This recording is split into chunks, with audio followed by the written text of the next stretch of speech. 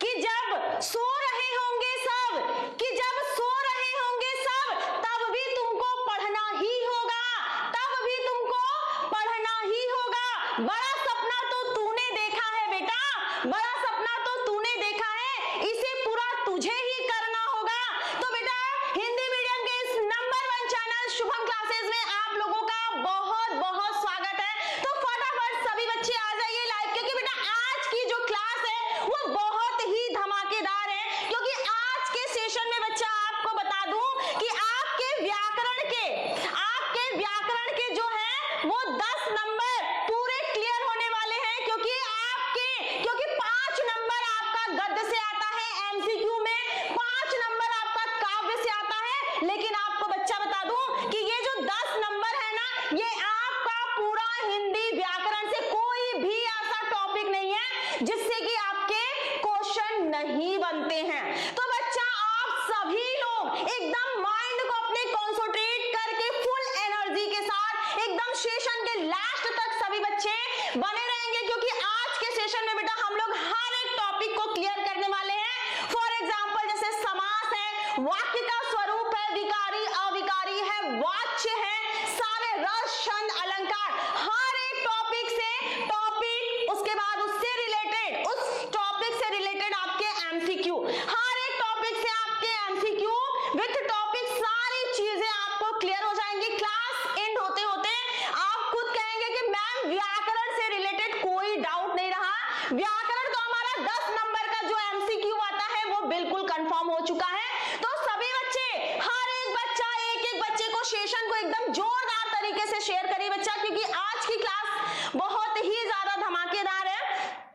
24 फरवरी को जंग का ऐलान हो चुका है और जंग में जाने की पूरी तैयारी है। और जब कोई जंग में जाता है तो पूरा फुल एनर्जी के साथ, पूरा फुल तैयारी के साथ जाता है। अगर तैयारी के साथ जंग में नहीं उतरा तो फिर क्या होगा, वही होगा, वो आप लोग भी बहुत अच्छे तरीके से जानते हैं बच्चा। तो ताली दोनों हाथों से बजती है, एक हाथ से अगर आप चाहेंगे तो ताली कभी नहीं बज पाएगी। तो बेटा 19 फरवरी को एक सेशन हुआ 300 एमसीक्यू का, ठीक है, और 20 फरवरी को महायज्ञ की क्लास हुई, जो कि महायज्ञ की क्लास भी वेरी वेरी इंपॉर्टेंट क्लास थी। हर एक चीजें इसमें क्लियर हो गया। और बेटा आज बता दूं, आज है 21 फरवरी और 21 फरवरी को हिंदी व्याकरण का हर एक टॉपिक क्लियर होगा, ठीक है भाई। और 22 फरवरी को पोस्टमार्टम। तो कल की क्लास में हम लोग ऑफिशियल जितने भी मॉडल पेपर हैं कल की क्लास में करने वाले हैं। और 23 फरवरी को तो बिल्कुल अंतिम तैयारी है, बिल्कुल अपने जंग में जाने के लिए अपने हथियार को बिल्कुल धारदार बनाना है, ताकि जंग के मैदान में हथियार लेकर जब उतरे तो पूरा एकदम शत्रु को फाड़ के ही वापस आए, ठीक है बच्चा।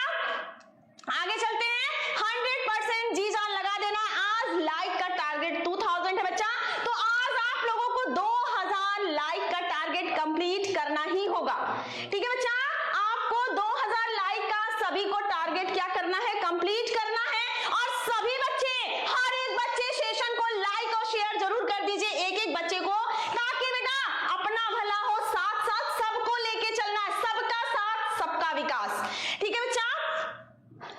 और जो बच्चे अभी तक व्हाट्सएप ग्रुप से नहीं जुड़े हैं वो व्हाट्सएप ग्रुप से जुड़ जाएंगे, ताकि आपको क्लास एंड होते होते ही 10 मिनट के अंदर आपको पूरे क्लास का पीडीएफ वहां पर मिल जाए, ठीक है। डिस्क्रिप्शन में इसकी लिंक दी हुई है, आप देख सकते हैं बेटा कि 19 फरवरी को ये जो क्लास हुआ था, ठीक है, 19 फरवरी वाली ये जो क्लास हुई थी उसमें 18,000 बच्चे, ठीक है, सॉरी 18,000 बच्चे इस वीडियो को देख चुके हैं। आप जो बच्चे अभी नहीं देखे हैं तो बिल्कुल भी देर ना करें, दोनों ही क्लास को फटाफट क्या करें, 300 एमसीक्यू और महायज्ञ की क्लास को जो बच्चे अभी तक नहीं देखे हैं वो जाकर क्लास एंड होने के बाद तुरंत इसे ज्वाइन करके और एक बार इसको जरूर देखेंगे भाई। तो पहला टॉपिक हमारा है समास।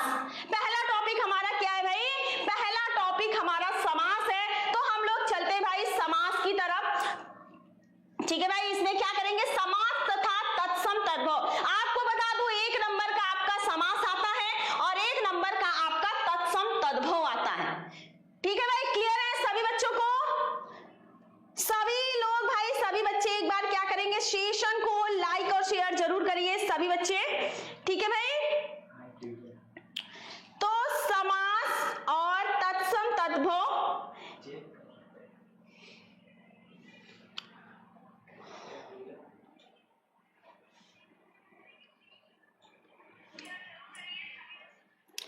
चलिए भाई स्टार्ट करते हैं हम लोग समास और तत्सम तद्भव। तो समास क्या होता है? समास संक्षिप्तीकरण को ही हम क्या कहते हैं भाई? समास कहते हैं। संक्षिप्तीकरण को समास कहते हैं कि मतलब उसको संक्षिप्त कर देना, ठीक है। फर्स्ट आपको डेफिनेशन में भी पूछ सकता है कि भाई समास किसे कहते हैं, तो आपको बता दो कि समास संक्षिप्तीकरण को समास कहते हैं। दो या दो से अधिक शब्दों का परस्पर संबंध बताने वाले शब्दों को क्या कहते हैं? समास कहते हैं। जो दो या दो से अधिक शब्दों को आपस में जोड़ता है, शब्दों को क्या कर देना? छोटा कर देना, यही क्या कहलाता है? समास कहलाता है। और समास के 6 भेद होते हैं। समास के कितने भेद होते हैं भाई?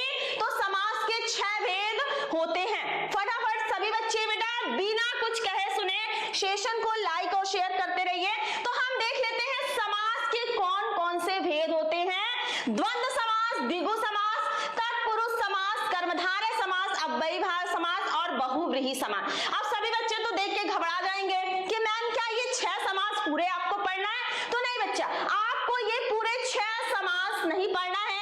आपको सिर्फ और सिर्फ द्वंद्व समास पढ़ना है, द्विगु समास पढ़ना है, कर्मधारय समास पढ़ना है और बहुव्रीहि समास पढ़ना है। बस आपको इतना ही समास पढ़ना है। और हर एक समास को मैं शॉर्ट ट्रिक के जरिए बताऊंगी ताकि एग्जाम में अगर इससे रिलेटेड क्वेश्चन आ जाए तो आप तुरंत वहां पर सॉल्व करके आना है। आज के सेशन में जो सारी चीजें आपको मिलेंगी ना, अभी तक आपको कहीं नहीं मिला होगा बच्चा, हर एक चीज क्लियर होगा। तो भाई बिना कुछ कहे सुने सभी बच्चे क्या करेंगे? सेशन को एक बार जोरदार तरीके से शेयर करेंगे और सभी बच्चे क्या करेंगे भाई? सेशन को लास्ट तक बने रहेंगे, ठीक है भाई। सेशन के लास्ट तक सभी बच्चे बने रहेंगे। तो स्टार्ट करते हैं भाई द्वंद्व समास। द्वंद्व समास है जिस समास में पूर्व पद और उत्तर पद दोनों ही प्रधान होते हैं। दोनों इसमें क्या होता है भाई? पूर्व पद और उत्तर पद दोनों ही पद और क्या होता है? प्रधान होता है, उसे हम द्वंद्व समास कहते हैं। या तो फिर अगर शॉर्ट ट्रिक अगर आपको नोट करना है, अगर आप लोग राइट डाउन कर रहे हैं तो एक एक लाइन में राइट डाउन कर लीजिए ताकि लास्ट समय में एक बार आप उसको रिवीजन कर लीजिएगा। लेकिन बेटा आपके पास बिल्कुल टाइम नहीं है, तो अभी पूरा फोकस करके क्लास को समझ लीजिए, रिवीजन का टाइम ही ना बचे, ठीक है। तो यहाँ पर क्या है? द्वंद्व समास में और विभक्ति का लोप होता है। और इसके साथ साथ ही मैं और शॉर्ट ट्रिक के साथ बता देती हूँ कि जहां क्या होता है भाई? जहां पर विलोम शब्द आता है, ठीक है भाई, जहां पर विलोम शब्द आ जाए, ये शॉर्ट ट्रिक है, ये मेरा अपना खुद का बनाया हुआ है भाई, वो मैं आपके साथ शेयर कर रही हूं। जहां पर विलोम शब्द होता है, ठीक है, जहां पर विलोम शब्द आ जाए वहां पर आपका द्वंद्व समास होता है। जैसे मैं यहां बोलूं माता का अपोजिट क्या हो गया? पिता हो गया। माता का अपोजिट पिता, तो यहां पर आपका द्वंद्व समास। राम का अपोजिट कृष्ण, द्वंद्व समास। भाई का अपोजिट बहन, यहां पर द्वंद्व समास। और सुख का अपोजिट दुख, ये भी है और यहां पर और भी आता है, ठीक है। तो फटाफट सभी बच्चे एक बार थंब लेकर बताएंगे कि सभी बच्चों को द्वंद्व समास क्लियर हो गया या अभी भी इसमें कुछ डाउट बचा है। क्योंकि बच्चा आज के सेशन में व्याकरण का हर एक टॉपिक पूरा 101% क्लियर होना चाहिए, क्योंकि आपके 10 नंबर के व्याकरण से क्वेश्चन आते हैं। इसलिए मैंने व्याकरण का जो सेशन है बिल्कुल अलग से रखा है, बिल्कुल अलग से रखा है बेटा। अगर जो बच्चे अगर राइट डाउन करना चाहते हैं वो कॉपी और पेन लेकर बैठे रहिए, क्योंकि बेटा आज व्याकरण की क्लास है। और व्याकरण की क्लास बस आप छोटे छोटे मतलब एक पेज में होता है ना शॉर्ट नोट्स, बस उस तरीके से आप बना लीजिए अगर बनाना चाहते हैं तो, ठीक है बच्चा। तो आगे देखते हैं भाई द्विगु समास। अब द्विगु समास का भी, जिस समास में पूर्व पद संख्यावाचक हो, पूर्व पद क्या हो? संख्यावाचक हो, वहां पर क्या हो जाता है भाई? द्विगु समास हो जाता है। ये तो था द्विगु समास का डेफिनेशन। अब हम इसको शॉर्ट ट्रिक में समझ लेते हैं। जहां द्विगु समास में संख्या की प्रधानता होती है, अब इसको आप लोग अपने कॉपी जहां संख्या की प्रधानता हो, जहां संख्या की प्रधानता हो वहां पर क्या होता है भाई, वहां पर आपका द्विगु समास होता है। क्लियर है सभी बच्चों को? अब देखिए जैसे नौ रत्नों का समूह, पहला पद क्या आ गया, संख्यावाचक। सप्तद्वीप, 7 द्वीपों का समूह। त्रिभुवन, 3 भुवनों का समूह। सतमंजिल, 7 मंजिलों का समूह। क्लियर है? और जैसे ही ये टॉपिक खत्म होता है वैसे ही हम लोग इससे रिलेटेड क्वेश्चन करेंगे, तो वहां पे आपके डाउट और क्लियर हो जाएंगे। जब हम लोग इससे रिलेटेड एमसीक्यू करेंगे ना बच्चा, तो वहां आपके डाउट और क्लियर हो जाएंगे। तो ये सभी लोग राइट डाउन कर लीजिए, जहां संख्या की प्रधानता होती है वहां पर द्विगु समास हो जाता है। आगे चलते हैं, कर्मधारय समास। तो कर्मधारय में इसमें पूर्व पद विशेषण और उत्तर पद क्या रहता है, विशेष रहता है। ठीक है, इसमें पूर्व पद विशेषण और उत्तर पद क्या रहता है, विशेष रहता है। क्लियर है सभी को?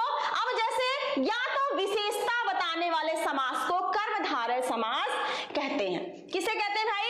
विशेषता बताने वाले समास को हम क्या कहते हैं, कर्मधारय समास कहते हैं। जैसे काली मिर्च, काली है जो मिर्च, यहां किसकी विशेषता बताई जा रही है, मिर्च की विशेषता बताई जा रही है। मिर्च कैसी है भाई, काली है, इसलिए यहां पर नीलकमल, कमल की विशेषता बताई जा रही है। कमल कैसा है, कमल आपका नीला है। कमल कैसा है, नीला है, कमल की विशेषता बताई जा रही है, इसलिए यहां पर क्या है भाई, कर्मधारय समास। क्लियर है? आगे देखते हैं, चंद्रमुखी, चंद्र के समान मुख वाली, यहां पर क्या है, मुख की विशेषता बताई जा रही है। मुख की विशेषता बताई जा रही है, मुख कैसा है भाई, चंद्र के समान है, चंद्रमा के समान है। क्लियर है भाई सभी बच्चों को? आगे बढ़ते हैं, अब हम देख लेते हैं बहुव्रीहि। बहुत इजी, बहुत सिंपल, मुझे तो सबसे ज्यादा सिंपल बहुव्रीहि लगता है। किसी का लफड़ा नहीं रहता, ना ये पद ना वो पद, कोई पद प्रधान नहीं होता, इसमें आके तीसरा पद प्रधान हो जाता है। ठीक है, सबसे सिंपल यही है। ठीक है, सबसे सिंपल यही है भाई कि इसमें ना ये पद ना वो पद, कोई पद प्रधान नहीं होता है, तीसरा पद आके हमारा प्रधान हो जाता है। ठीक है भाई, और इसमें क्या होता है, दशानन, 10 है मुख जिसके, इसमें कोई पद प्रधान नहीं है, रावण की बात कही जा रही है। नीलकंठ, नीला है कंठ जिसका, अर्थात शिव जी। लंबोदर, लंबा है उदर जिसका, अर्थात गणेश जी। गिरिधर, गिरि को धारण करने वाले, अर्थात श्री कृष्ण भगवान। वीणा पाणी, वीणा को धारण करने वाली, ठीक है, वीणा पाणी, वीणा को धारण करने वाली, अर्थात सरस्वती जी। तो आई होप बेटा आपको समास तो बिल्कुल 101% क्लियर हो गए होंगे। बिना कुछ कहे सुने भाई आज सेशन को एकदम जोरदार तरीके से लाइक और शेयर करना बच्चा, ताकि कोई भी बच्चा क्लास को अटेंड करने से न छूट जाए। आज 10 नंबर आपके बिल्कुल ही क्लियर हो जाए। जो बच्चे अभी तक कुछ भी नहीं पढ़े हैं व्याकरण में, या जो थोड़ा बहुत पढ़ चुके हैं, या जो पूरा भी पढ़ चुके हैं, उनको आज बहुत बेहतरीन और बहुत ही धमाकेदार क्लास मिलने वाली है, ताकि आपके हर एक डाउट जो है आज की क्लास में बिल्कुल क्लियर हो जाने वाले हैं। तो बच्चा समास आपको सिर्फ इतना पढ़ना था। नेक्स्ट टॉपिक हमारा आ जाता है तत्सम। अब आपको बता दूं, तत्सम आप इससे शॉर्ट ट्रिक से ये समझ लीजिएगा, सम मतलब होता है संस्कृत के शब्द। संस्कृत के क्या हो जाते हैं भाई, सम मतलब होता है सम, सम मतलब होता है संस्कृत के सम। जैसे हम आम बोलते हैं अपने तद्भव, तत्सम 2 शब्दों से मिलकर बना है तत्, उसी के सम मतलब समान, अर्थात उसी संस्कृत के समान शब्द, वे शब्द जो संस्कृत के समान ही हिंदी में प्रचलित है। जैसे हम कहते हैं अग्नि, आम्र, अमूल्य, चंद्र। हम लोग ये थोड़ी कहते हैं चंद्र निकला है चलो छत पे देखा है, हम लोग क्या कहते हैं चंद्रमा निकला है, चांद निकला है। बहुत लोग कहेंगे चंदा मामा निकले हैं, यही बोलते हैं ना। ये हम लोगों की कॉमन लैंग्वेज है ना, जो हम लोग अपने सुटेबल के हिसाब से हम लोग क्या करते हैं, जो हमें बोलने में इजी लग जाए, जो हमारे मुंह से सुटेबल लगे, बस हम वही चीजें बोलने लगते हैं, वो आपका हो जाता है तद्भव। लेकिन जो एक्चुअली में होता है, जो सही प्रोनाउंसिएशन होता है, वो ये होता है। अब क्षेत्र, क्षेत्र किसे कहते हैं भाई, खेत को बढ़ते हैं तो हम क्या कहेंगे, क्षेत्र में जाना है, नहीं खेत में जाना है। ठीक है भाई, अंधकार ये थोड़ी बोलते हैं शाम हो गई अंधकार हो गया, अंधेरा हो गया। ये हमारी क्या है भाई, ये हम लोगों का कॉमन लैंग्वेज है। क्लियर है सभी बच्चों को, क्लियर हो रहा है? तद्भव, तद्भव क्या है भाई, वही है हम लोग क्या है भाई, मरकटी, मरकटी मकड़ी को, कहीं मकड़ी देखेंगे दीवार पे तो ये नहीं कहेंगे मम्मा ये मकड़ी आ गई है, कहेंगे नहीं, मरकटी आ गई है, मरकटी मरकटी कहेंगे, कोई समझ में भी नहीं आएगा, पता लगा मम्मी दो बेलन लगा देंगे, चुप मार के रोते हुए चले आओगे, है ना। तो ये सारी चीजें नहीं होती हैं, हम लोग क्या कहेंगे, मकड़ी। स्वर्णकार, स्वर्णकार को सुनार, और कुंभकार कुम्हार या कोहार, बहुत लोग ये भी बोलते हैं भाई कुम्हार। आप लोगों के यहाँ क्या बोला जाता है भाई, कुम्हार बोला जाता है, कोहार बोला जाता है, या कुंभकार बोला जाता है। ये हमारे अपने लैंग्वेज के ऊपर है जो हमें सुटेबल लगता है। ठीक है भाई, आगे बढ़ते हैं। ठीक है, अब इससे रिलेटेड थोड़ा बहुत क्वेश्चन कर लेते हैं। अब जैसे पार्वती, पार्वती ये होता है मेन, है ना, ये मतलब ये तत्सम है, लेकिन हम लोग क्या कहते हैं, पार्वती, पार्वती। प्रमोद ये क्या होता है, हमारा तत्सम होता है, लेकिन हम लोग क्या कहते हैं, परमोद, परमोद, है ना, ऐसा बोलते हैं ना, ये थोड़ी बोलते हैं प्रमोद, परमोद ना। तो वही हमारे क्या है भाई, हमें जो इजी लग गया, जो हमारे एरिया के हिसाब से भाई जो चीजें हो गई। अब हम देख लेते हैं भाई इससे रिलेटेड समास और तत्सम तद्भव से रिलेटेड एमसीक्यू। तो फटाफट भाई एमसीक्यू स्टार्ट होने जा रहा है। एक बार जोरदार तरीके से सभी बच्चे क्या करेंगे, सेशन को एक बार शेयर कर दीजिए, और भाई सभी बच्चे सेशन को लाइक और शेयर नहीं कर रहे हैं, लग रहा है लाइक और शेयर करने में आज मेरे जो प्यारे प्यारे नन्हे मुन्ने बच्चे हैं ना, बहुत कंजूसी कर रहे हैं भाई, कंजूसी कर रहे हैं बच्चा आज आप लोग। ठीक है, तो ऐसा नहीं करना चाहिए। ठीक है, फुल एनर्जी के साथ, फुल कॉन्फिडेंस के साथ, पूरे कॉन्सेंट्रेट के साथ क्लास को अटेंड करना है, और सेशन के बिल्कुल एंड तक सभी बच्चों को बने रहना। फर्स्ट का है क्वेश्चन, तो अभी मैंने बताया ही नहीं, आंसर सभी बच्चों का आने लगा, क्या बात है भाई। हाँ, हानि लाभ में समास है, हानि लाभ में कौन सा समास है भाई, हानि का ठीक अपोजिट क्या है, हानि का ठीक अपोजिट लाभ है, इसलिए यहां पर आपका हो जाता है द्वंद्व समास। बिल्कुल आपके करेक्ट आंसर है, 2 का सी भी आ गया सभी बच्चों का, क्या बात है भाई। ठीक है, त्रिवेणी में कौन सा समास है, त्रिवेणी में कौन सा समास है, फटाफट सभी बच्चे कमेंट करेंगे, त्रिवेणी में कौन सा समास है। तो यहाँ भाई पहला वाचक क्या हो गया, पहला संख्यावाचक हो गया, और जहां संख्यावाचक हो जाएगी वहां पर आपका आ जाएगा द्विगु समास। ठीक है, वहां पर क्या आ जाएगा, द्विगु समास। दूसरे का सी आ रहा है सभी बच्चों का, जो कि करेक्ट है।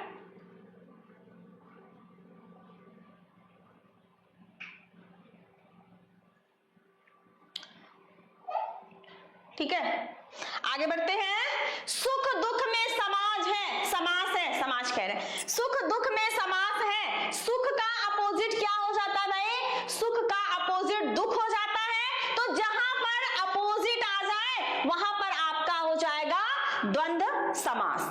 ठीक है, द्वंद्व समास।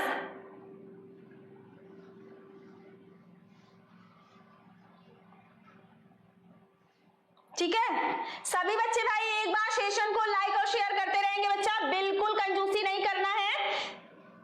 और हम देखते हैं क्षण दर्शन, क्षण दर्शन में कौन सा समास है, तो फर्स्ट क्या आ जाता है, प्रथम पद क्या आ जाता है, संख्यावाचक, और जहां पर प्रथम पद संख्यावाचक आ जाता है वहां पर आपका आ जाता है द्वंद्व समास। को 4 का भी, सॉरी द्विगु, द्विगु, द्विगु, सॉरी द्वंद्व नहीं द्विगु। ठीक है भाई, चलिए आगे बढ़ते हैं।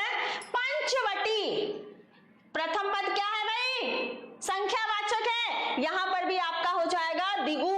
वेद पुराण, वेद का अपोजिट पुराण, इसलिए यहां पर द्वंद्व समास। क्लियर है सभी लोगों को, चलिए आगे बढ़ते हैं। सप्तर्षि समास विग्रह क्या है भाई? ऋषियों का समाहार, सप्तऋषि, 7 ऋषियों का समूह या 7 सिंधुओं का समूह। ऐसे भी क्वेश्चन आपके पूछ सकते हैं कि समास विग्रह बताइए, तो ये हो जाएगा 7 ऋषियों का समूह।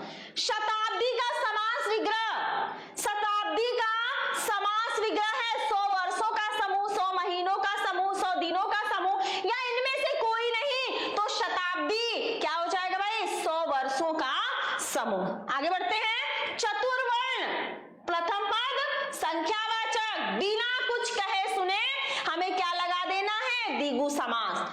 दशानन का समास विग्रह, ऐसे भी आपके क्वेश्चन बनते हैं।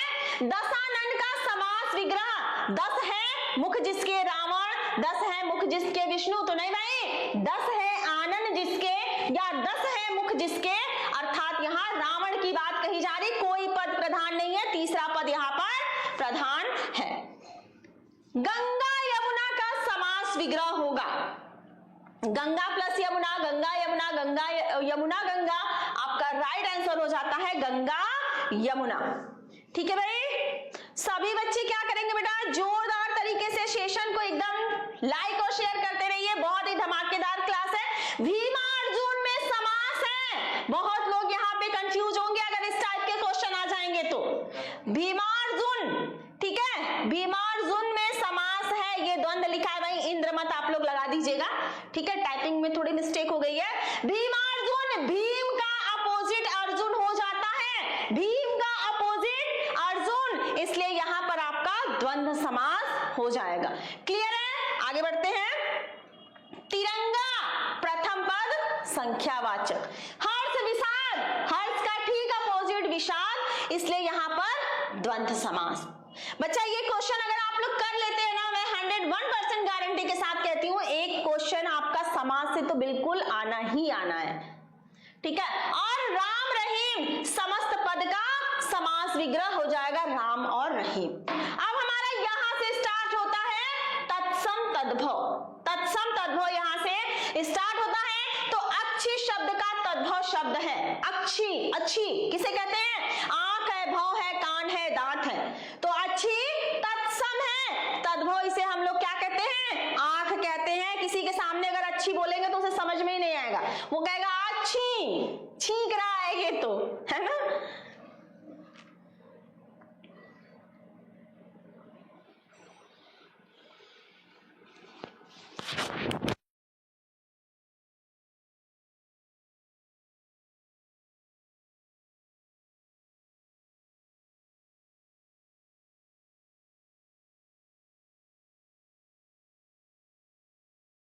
जेठ का तत्सम होगा, जेठ का तत्सम होगा ज्येष्ठ, ज्येष्ठ, जेठ मास कनिष्ठ, तो आपको बता दूं ज्येष्ठ, ज्येष्ठ, ठीक है भाई, ज्येष्ठ ज्येष्ठ दोनों में बड़ा कंफ्यूजन है, ज्येष्ठ होगा।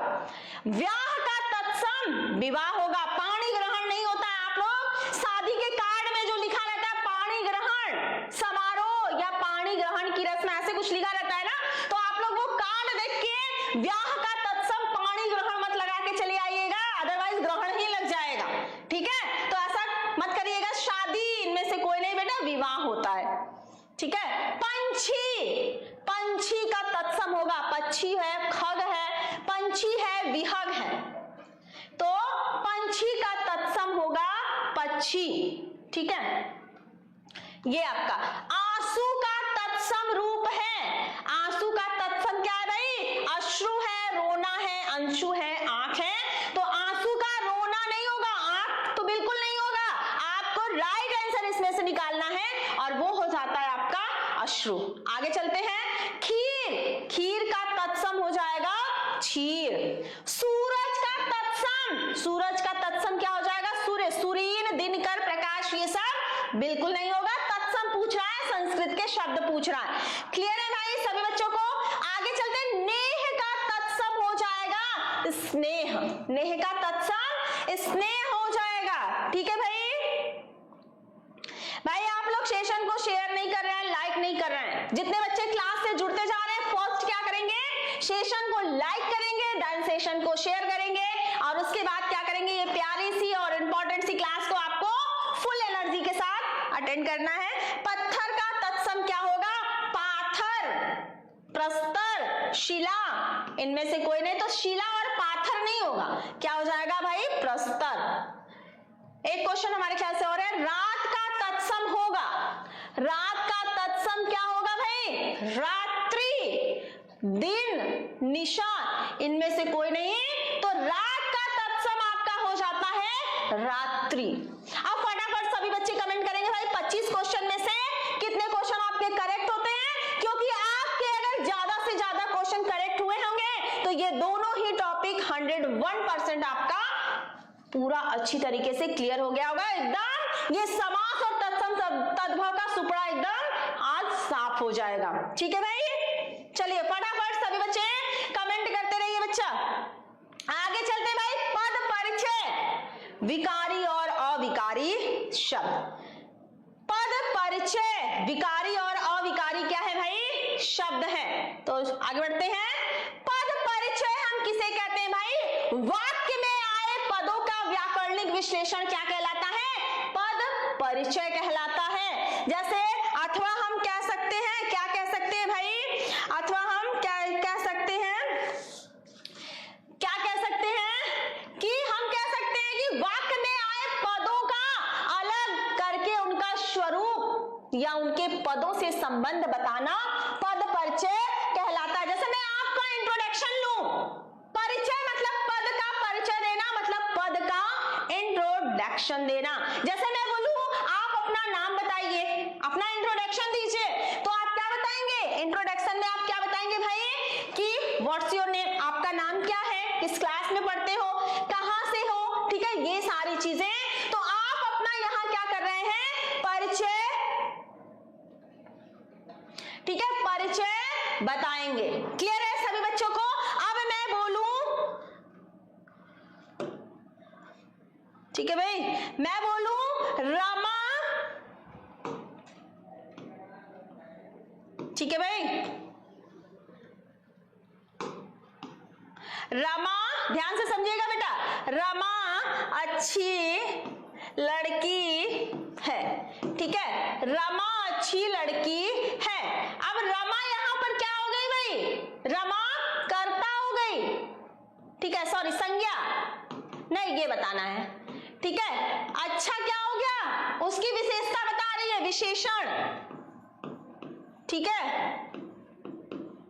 और लड़की क्या हो गई, ये भी आपका संज्ञा हो गया, और है क्या है, ये आपकी सहायक क्रिया हो गई, ठीक है। तो ये एक तरीके से क्या है कि रमा एक अच्छी लड़की है या रमा अच्छा गाती है, इसको भी हम एक बार ले सकते हैं कि रमा अच्छा गाती है, ठीक है, इसको भी हम एक बार भाई देख लेते हैं। रमा अच्छा क्या करती है,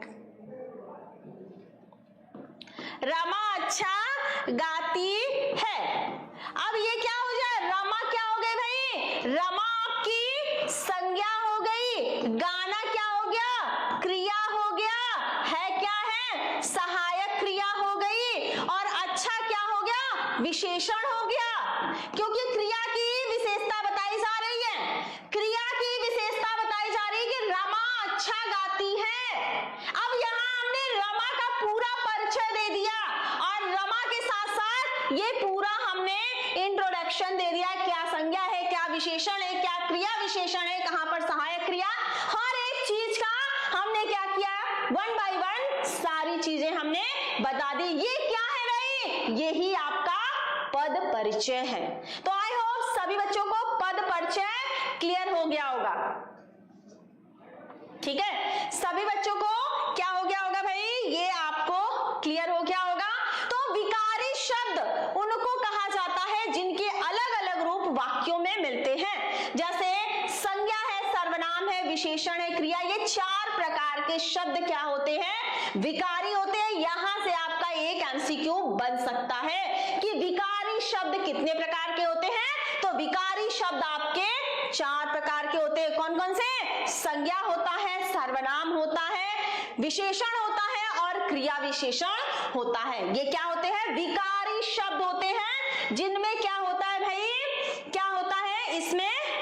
विकारी शब्द जिसे हम बिगाड़ सकते हैं। ठीक है, विकारी शब्द क्या होता है भाई? जिसे हम बिगाड़ सकते हैं, और अविकारी होता है जिसे हम बिगाड़ नहीं सकते हैं। ठीक है, और अविकारी जैसे विकारी हो गया रमेश, हो गया रमेश, क्या है? रमेश है, और हमने कर दिया रमेशवा, रमेशवा, रमेश को हमने बिगाड़ दिया, रमेशवा।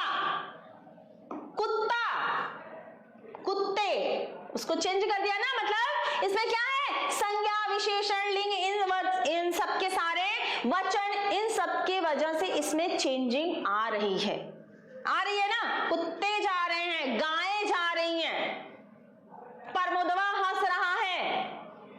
ठीक है, तो ये क्या, हमने इसको चेंज कर दिया, इसमें विकार उत्पन्न कर दिया, इसको बिगाड़ दिया हमने इसको क्या किया?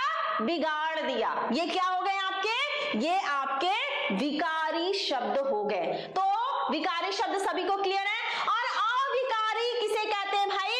अविकारी वे शब्द होते हैं जिनमें पुरुष, लिंग, वचन, कारक आदि के कारण परिवर्तन नहीं होता है। ठीक है, इसमें क्या होता है भाई? परिवर्तन कुछ भी हो जाए, हम अपने स्थान पर अडिग रहेंगे, हमें कोई टस से मस नहीं कर सकता है। ठीक है, अब जैसे फॉर एग्जाम्पल दे दे, घोड़ा धीरे धीरे चलता है या तेज दौड़ता है, ये भी हम कर लेंगे, या यही कर लेते हैं भाई, घोड़ा तेज दौड़ता है। घोड़ा क्या हो गया? संज्ञा हो गई। दौड़ना क्या हो गया? क्रिया हो गया। तेज क्या हो गया? विशेषण हो गया, है ना। ये सारे ये तो पद परिचय हो गए। ठीक है भाई, ये हमने पहले उसका पद परिचय दे दिया। अब यहां पर बताइए, घोड़ा तेज दौड़ता है, घोड़ा से अगर हम घोड़ी कर दें, घोड़ी तेज दौड़ती है, तो घोड़ा से घोड़ी हो गया, दौड़ता से दौड़ती हो गया, है वैसे ही है। लेकिन क्या तेज को हम चेंज कर पाए हैं? तेज को हम चेंज नहीं कर पाए हैं। तेज कहेगा भैया हम तेजू खां की तरह बस अपने पास ही रहेंगे, वहां से अपनी जगह पर रहेंगे, हम यहाँ से हिलेंगे डुलेंगे नहीं, चाहे तुम कितना भी धक्का मारो, मुक्की मारो, उसी जगह मार के गिरा दो, हम अपने स्थान से नहीं हटेंगे, भले मर जाएंगे। ठीक है, तो ये क्या हो गया? ये आपका अविकारी शब्द हो गया कि वो बिल्कुल भी चेंज नहीं होगा, बिल्कुल भी किसी भी तरीके से उस पर बारिश हो, गर्मी पड़े, सर्दी पड़े, कोई असर होने वाला नहीं है। ठीक है, तो वो हो जाता है आपका अविकारी शब्द। क्लियर है भाई सभी बच्चों को? भाई आज लाइक का टारगेट 2000 है, और फटाफट भाई सभी बच्चे बिना कुछ कहे सुने क्या करेंगे, लाइक का जो टारगेट है उसको कंप्लीट भी करेंगे भाई। 2000 मैंने लाइक का टारगेट दिया है, और सभी लोग, हाँ ये भी है, एक बच्चा कह रहा है एग्जाम्पल मैम घोड़ा धीरे धीरे चलता है, तो आप इसमें बता दीजिए कौन सा विकारी शब्द है? घोड़ा धीरे धीरे चलता है, इसमें से कौन सा शब्द जो है अविकारी है? अब इसमें देख लेते हैं, इसे अव्यवहित कहते हैं।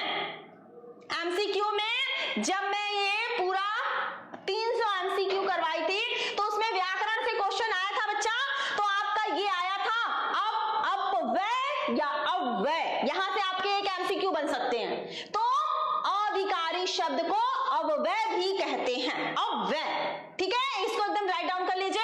अव्यय के अंतर्गत क्रिया विशेषण, संबंध बोधक, समुच्चय बोधक और विस्मय आदि बोधक आदि शब्द आते हैं। तो वन बाय वन करके हम सभी चीजों को देख लेते हैं भाई। क्रिया विशेषण, जो शब्द क्रिया के होने के काल, स्थान, परिणाम तथा रीति संबंधित विशेषता बताते हैं, उन्हें क्या कहते हैं? क्रिया विशेषण कहते हैं। मतलब जो क्रिया की विशेषता को बताए, जैसे अंकित इधर आ रहा है, आने की विशेषता बता रहा है, आना क्या है भाई? क्रिया है, और क्रिया की विशेषता बता रहा है, वो किधर आ रहा है? वो इधर आ रहा है।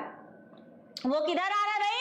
वो इधर आ रहा है, इसकी विशेषता बता रहा है। नीतिका प्रतिदिन, प्रतिदिन की विशेषता, पानी लेते प्रतिदिन की विशेषता बता रहा है, प्रतिदिन की विशेषता बता रहा है। प्रतिदिन क्या है? दौड़ती की विशेषता प्रतिदिन है। ये क्या हो गया? क्रिया विशेषण। क्लियर है भाई सभी बच्चों को?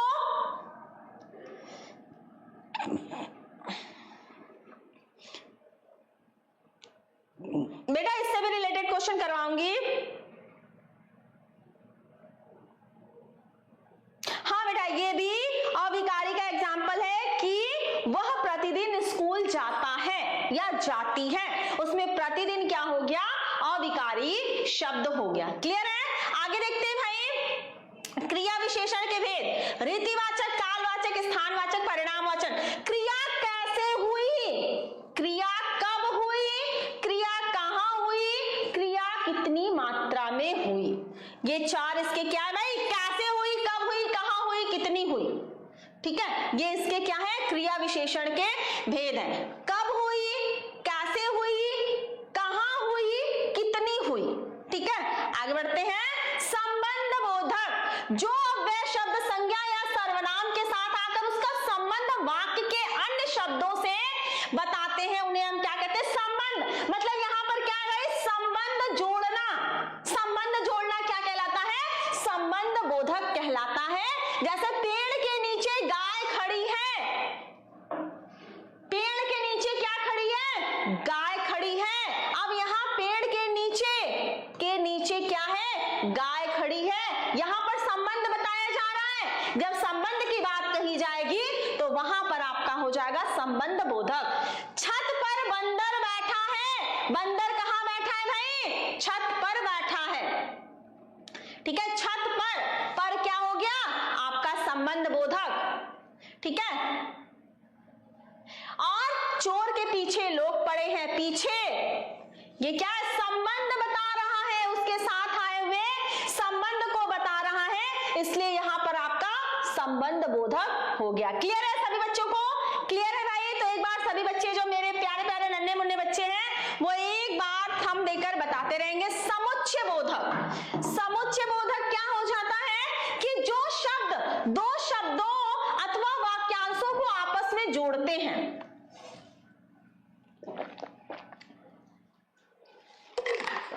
ठीक है भाई, आपस में जो जोड़ते हैं, आपस में जो जोड़ने का काम करते हैं, उन्हें हम क्या कहते हैं? समुच्चय बोधक। जैसे उसने परिश्रम किया, उसने परिश्रम किया किंतु प्रथम ना आ सका।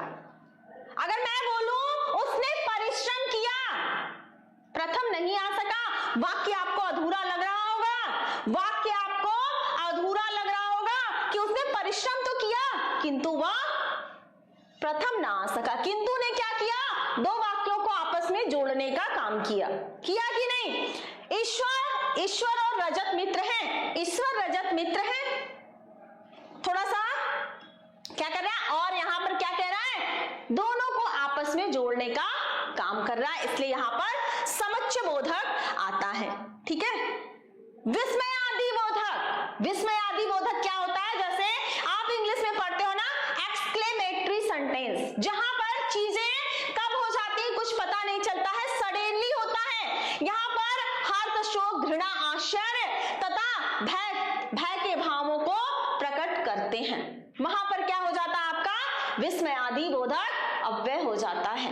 क्लियर है? जहां पर आप अभी पढ़ रहे हैं, अचानक से बारिश होने लगे, आप कहेंगे अरे अभी तो हम पढ़ रहे थे, बारिश कैसे होने लगा? अभी तो मौसम बहुत अच्छा था, है ना? तो ये चीजें क्या होती है? पहले से डिसाइडेड नहीं होती हैं, अचानक से हो जाता है। आप इतना मेहनत कर रहे हैं और आप अगर स्टेट रैंक ला देते हैं तो कहेंगे अरे पेपर में तो मैं एक क्वेश्चन छोड़ के आया था, कैसे आ गया मेरा स्टेट रैंक? भाई जरूर भगवान जी ने अपना कमाल दिखा दिया है, ये सोचेंगे ना। लेकिन नहीं बच्चा, कहीं ना कहीं आप जो नंबर वहां से कटा है कहीं ना कहीं मैनेज हुआ है। ठीक है, वो अचानक से ऐसा हो जाता है। तो अरे तुम्हारा दोस्त आ गया, कहोगे अरे तुम कब आए? वाह मोर कितना सुंदर पक्षी है, हाय डेंगू से कितने परिवार उजड़ गए, छी कितनी दुर्गंध है। तो ये सारी चीजें क्या है? ये विस्मयादि बोधक हैं, ये अचानक से हो जाते हैं, हमें कुछ पता नहीं चलता है। क्लियर है भाई सभी बच्चों को? क्लियर है भाई? तो भाई सभी बच्चे सेशन को लाइक और शेयर करते रहिए बच्चा, और सभी लोग लाइक का टारगेट आज 2000 है, 2000 लाइक का टारगेट है। तो इसको आप क्या करेंगे भाई आज की क्लास में, तो इसको कंफर्म करना है आपको। निपात देख लेते हैं बेटा, इससे भी आपके एक क्वेश्चन बन जाते हैं निपात से। तो किसी भी बात अर्थात अवधारक पर अतिरिक्त भार देने के लिए जिन शब्दों का प्रयोग किया जाता है उन्हें हम निपात कहते हैं। जैसे रात भर पानी बरसता रहा, भर, यहां पर भर क्या हो गया? निपात हो गया। मैंने उसको प्रेशर देकर कहा, मैंने उसे प्रेशर देकर कहा। मैं ये भी बोल सकती हूँ रात में बारिश हो रही थी, नॉर्मल बात है, रात में बारिश हो रही थी, लेकिन मैंने कहा रात भर बारिश होता रहा। खिलौने राजन ने ही तोड़े हैं। मैं ऐसे भी बोल सकती हूँ खिलौने राजन ने तोड़े हैं, लेकिन मैं निपात के जरिए क्या बता रही हूँ? निपात कहां समझ में आ रहा है? ही, एकदम फोकस कर दिया मैंने कि खिलौने राजन ने ही तोड़े हैं, कोई दूसरा तोड़ ही नहीं सकता, उसने ही किया है। ही क्या हो गया हमारा यहां पर? निपात हो गया।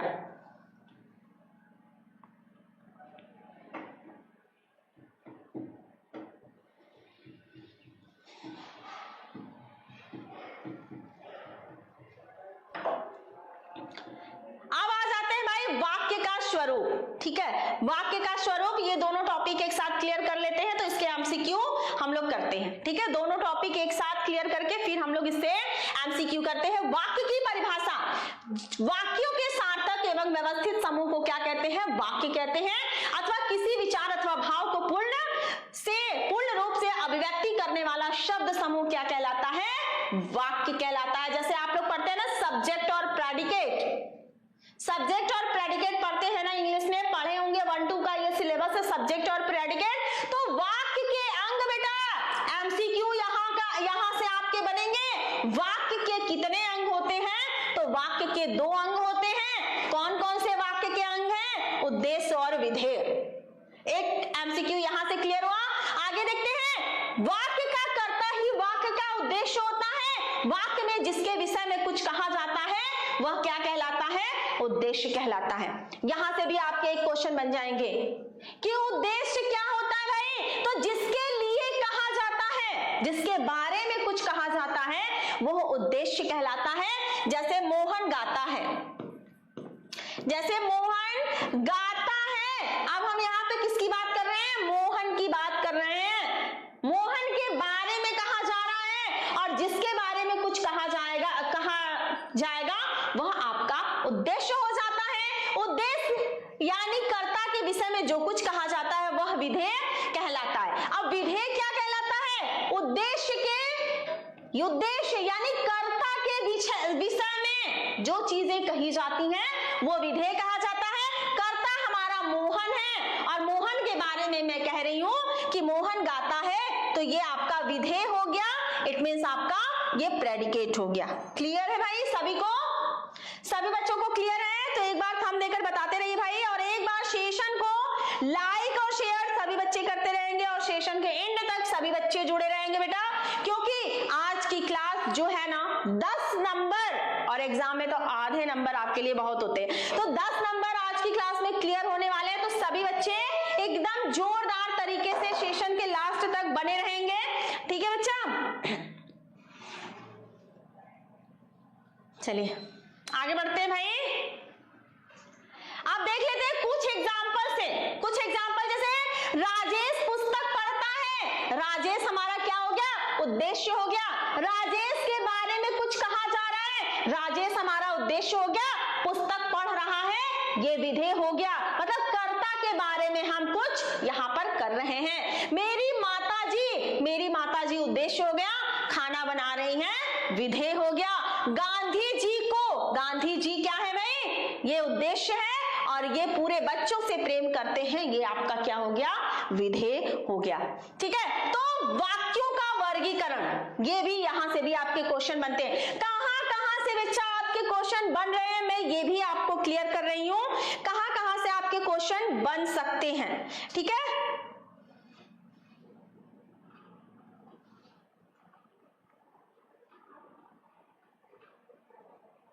ठीक है।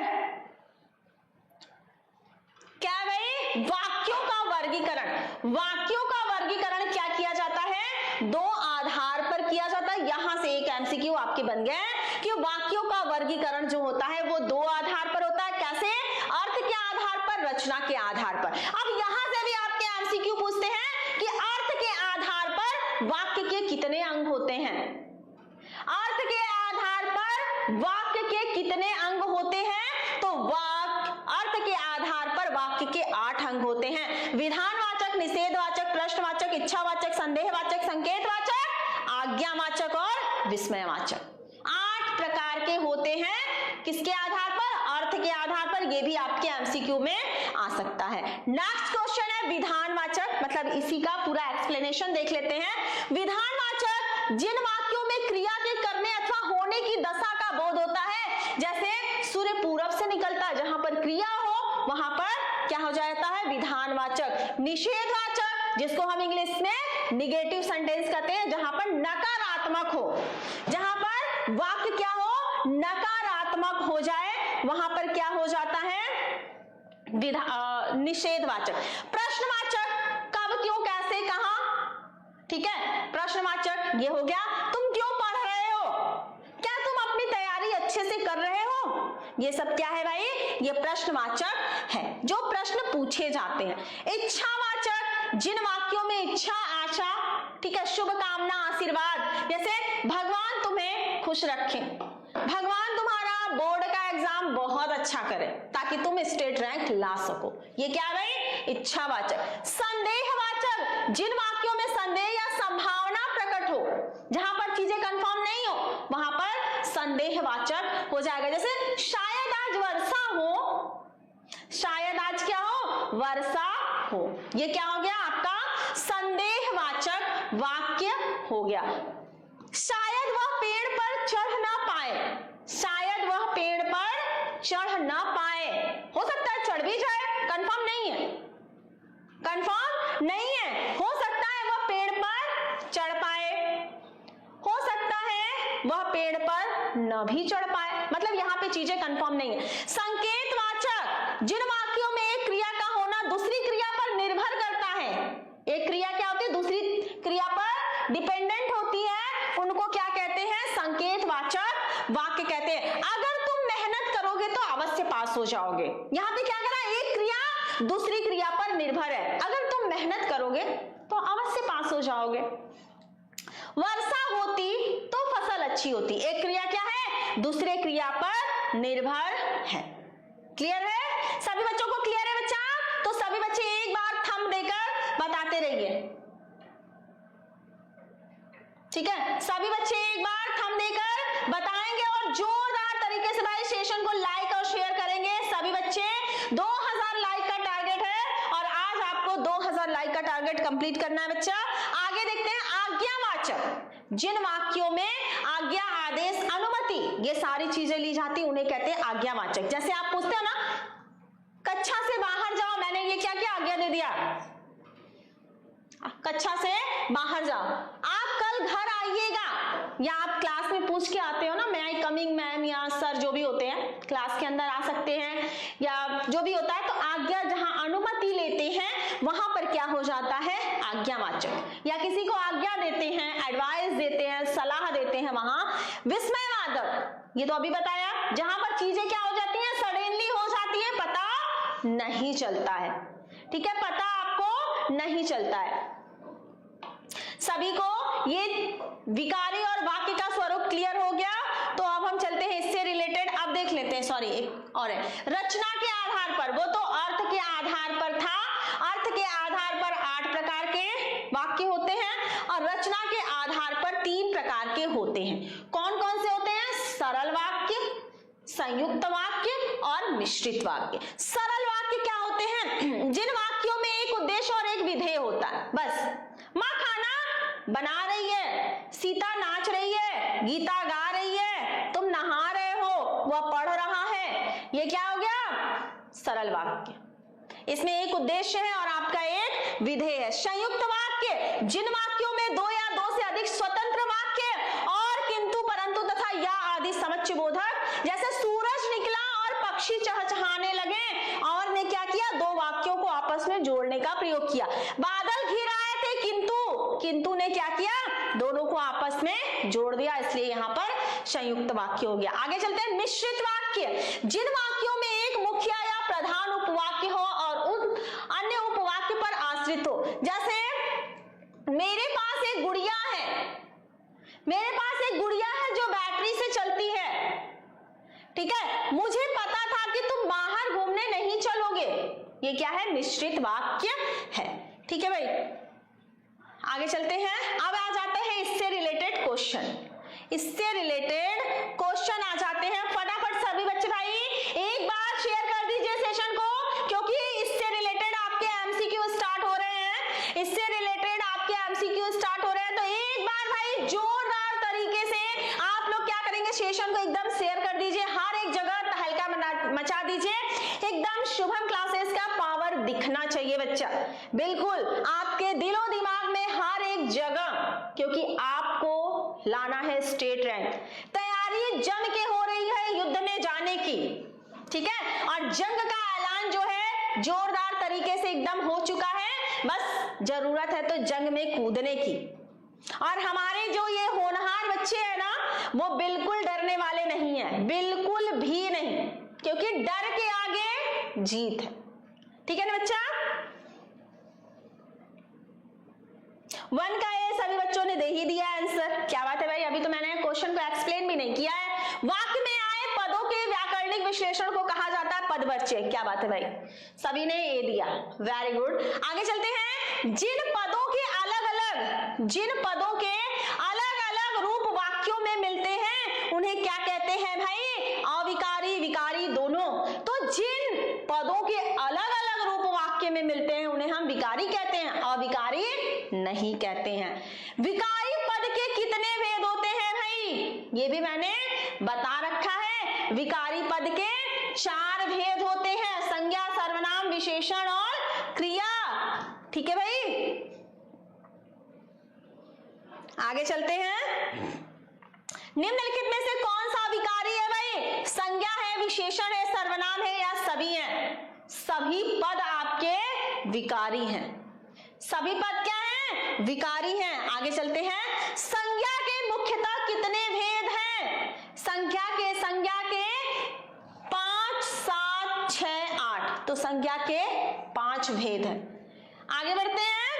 जिस शब्द से किसी एक वस्तु अथवा व्यक्ति का बोध होता है उसे हम क्या कहते हैं भाई, तो उसे व्यक्तिवाचक संज्ञा कहते हैं। आगे बढ़ते हैं। गाय शब्द किस प्रकार की संज्ञा है, तो गाय आपका क्या है भाई, जातिवाचक संज्ञा है। निम्नलिखित में से कौन सा भाववाचक संज्ञा है? भाव जो हमें फीलिंग होती है, जैसे यमुना है, उष्णता है, पुस्तक है, पर्वत है। नहीं, उष्णता, इससे हमें गर्मी का एहसास हो रहा है, ये क्या है, हमारा भाववाचक संज्ञा है। क्लियर है भाई सभी को? आगे चलते हैं। निम्नलिखित में से कौन सा समूहवाचक शब्द नहीं है? तो सभा है, गिरोह है, दरबार है, भूकंप आपका क्या है, समूहवाचक शब्द नहीं है। आगे चलते हैं। निम्नलिखित में से कौन सा द्रव्यवाचक संज्ञा है? लोहा, लकड़ी, दूध और सभी। तो राइट आंसर बताइए भाई, क्वेश्चन नंबर 10 का सभी बच्चों का राइट आंसर आना चाहिए।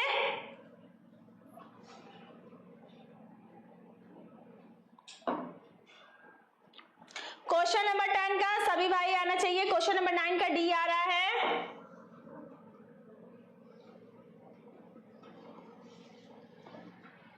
टन का बी आ रहा है, दूध, सभी बच्चों का। लेकिन दूध नहीं बेटा, सभी हो जाएगा। हाँ, टन का डी। आगे बढ़ते हैं। वह अचानक चला गया। इन वाक्य में अचानक पद का व्याकरणिक विश्लेषण क्या है भाई?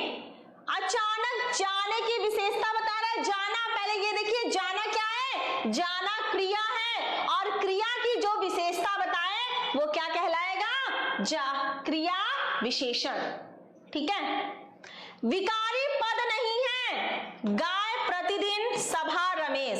गायें, सभाएं, रमेशवा, सब ये क्या हो गए? ये सब विकारी हैं, लेकिन प्रतिदिन आपका विकारी नहीं है।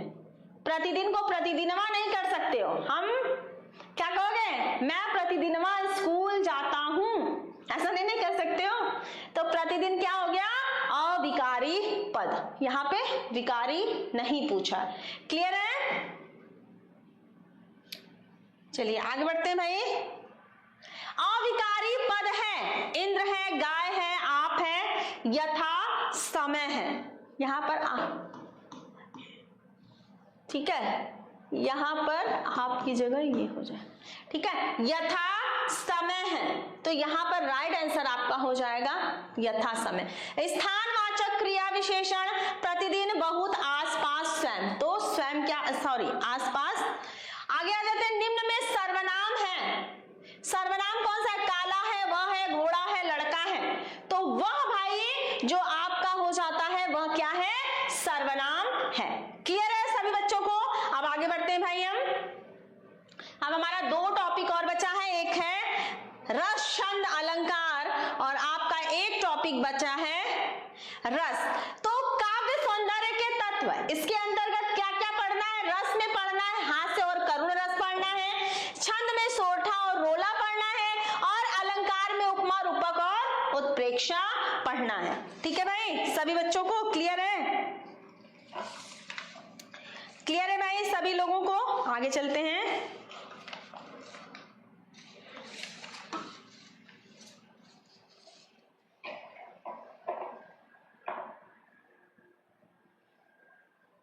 चलिए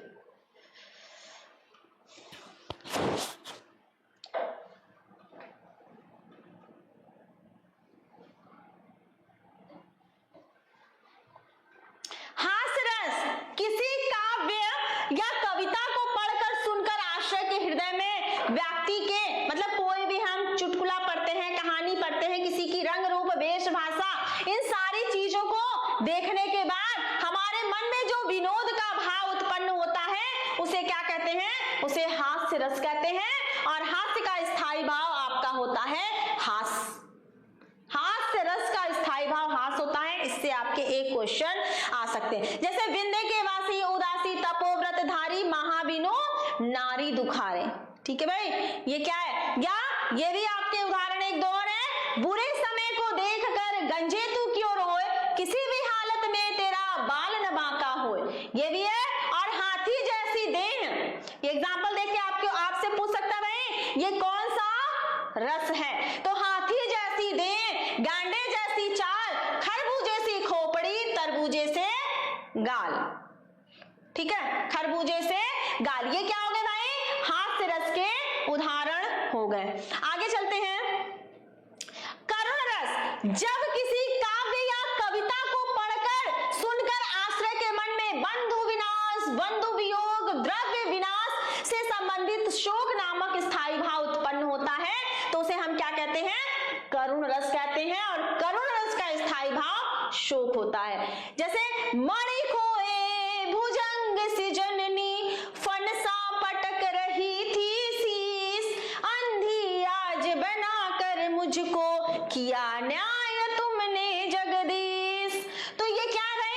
ये जब दशरथ और श्रवण कुमार जब जाते हैं अपने अंधे माता पिता के लिए जल लेने के लिए, और उस समय जो दशरथ रहते हैं हाथी समझ के श्रवण कुमार को तीर चला देते हैं और उस समय मर जाते हैं श्रवण कुमार। और जब वो जल लेकर दशरथ जी जाते हैं उनके अंधे माता पिता के पास, तो वो विलाप करने लगते हैं, वो रोने लगते हैं। उस समय का यहाँ पर वर्णन किया गया है। या आप ये भी देख सकते हैं, ऐ मेरे वतन के लोगों जरा आंख में भर लो पानी, जो शहीद हुए हैं उनकी जरा याद करो कुर्बानी, जब घायल हुआ हिमालय खतरे में पड़ी आजादी, जब तक थी सांस लड़े वो फिर अपनी लाश बिछा दी। यहाँ पर क्या है भाई? जब ये गाना हम सुनते हैं तो हमें अपने स्वतंत्रता सेनानियों की याद आने लगती है कि भाई उन्होंने कितने कठिन तपस्या से इस देश को आजाद कराया है, अंग्रेजों की चंगुल से, अंग्रेजों की गुलामी से हमें आजादी दिलाई है। क्लियर है भाई सभी बच्चों को?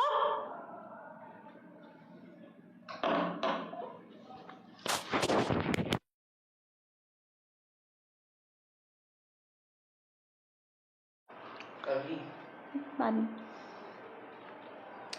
यहाँ पे क्या है भाई, अलंकार है, और अलंकार दो प्रकार के होते हैं, शब्द अलंकार और अर्थ अलंकार।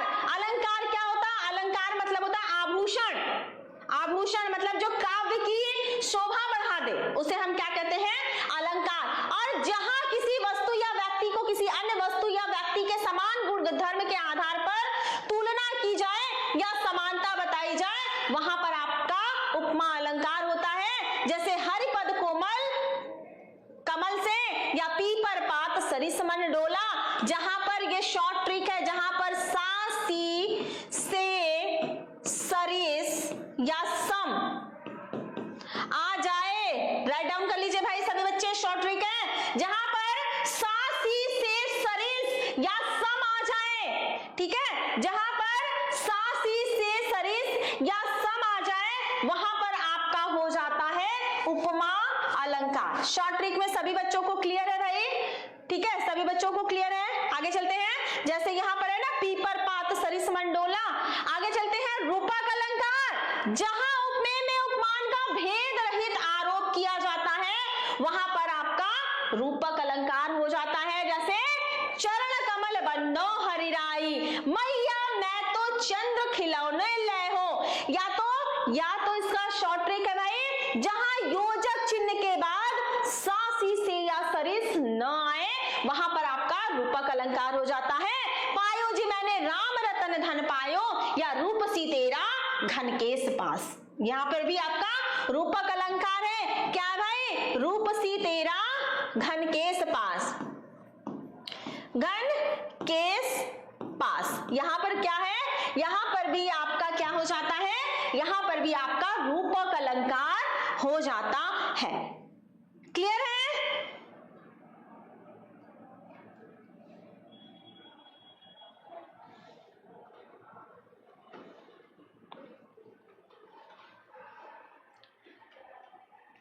आगे चलते हैं, उत्प्रेक्षा, जहां उपमेय में उपमान की संभावना प्रकट की जाए, वहां पर आपका उत्प्रेक्षा अलंकार हो जाता है।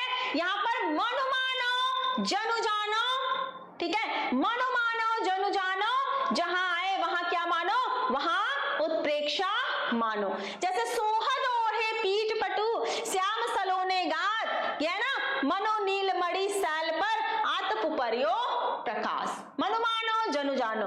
आगे देखते हैं, नेत्र मानो कमल है, मानो आ गया मतलब उत्प्रेक्षा। सिर फट गया उनका वही, मानो अरुण रंग का घड़ा हो, मानो। ले चला साथ में तुझे कनक ज्यों भिक्षुक लेकर स्वर्ण। ज्यों क्या हो गया, जहां पर मनु मानो जनु जानो, जहां आए वहां क्या मानो भाई, वहां उत्प्रेक्षा मानो। क्लियर है? आगे बढ़ते हैं, आप छंद देख लेते हैं भाई। यह 4 पंक्तियों वाला सममात्रिक छंद है, यहां से आपके एक एमसीक्यू बनते हैं। इसमें 4 चरण होते हैं, जिसके प्रत्येक चरण में 11 और 13 मात्राएं होती हैं, ठीक है, और 24 ये मात्राएं होती है बेटा।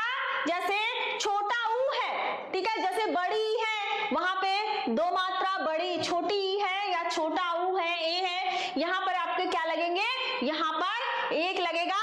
बड़ी मात्रा को गुरु कहते हैं, और ये छोटी मात्रा मतलब जहां पर एक होता है उसको हम लघु कहते हैं। सोरठा यह क्या है, अर्ध सममात्रिक छंद है, इसमें 4 चरण होते हैं। पहले और तीसरे चरण में यहां से क्वेश्चन बनते हैं आपके। इसके पहले और तीसरे चरण में 11 मात्राएं, दूसरे और चौथे चरण में 13 मात्राएं होती हैं।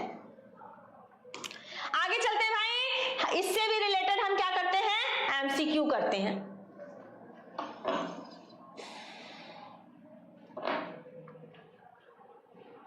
क्लियर है सभी बच्चों को?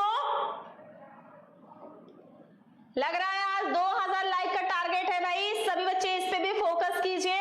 2000 लाइक के टारगेट को आपको कंप्लीट करना है भाई, और एकदम जोरदार तरीके से क्लास को लाइक और शेयर करना है, और सेशन के एंड तक पूरे फुल एनर्जी के साथ बने रहना है। तो चलिए भाई, हास्य रस का स्थायी भाव है, इसका क्या है, एमसीक्यू स्टार्ट हो चुका है। तो एक बार सभी बच्चे क्या करेंगे, सेशन को जोरदार तरीके से